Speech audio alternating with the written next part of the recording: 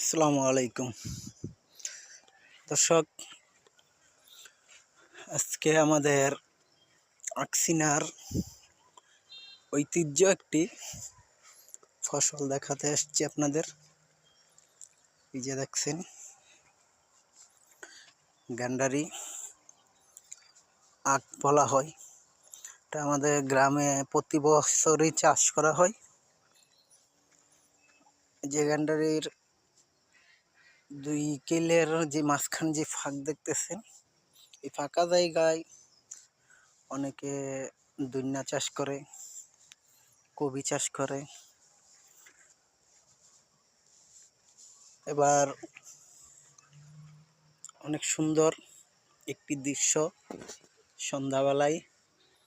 এই যে দেখেন, আকাশের চাঁদ দেখা যাইতেছে। সন্ধ্যার সময় আসলাম, পরিবেশটা অনেক সুন্দর লাগতেছে।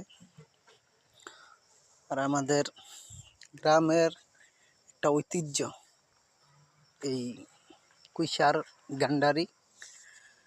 এই যে দেখেন কত সুন্দর লাল শাক চাষ করছেন। এই জমিনেও মাঝখানে কবি লাগাইছেন, তারপর মাঝখানে দেখতে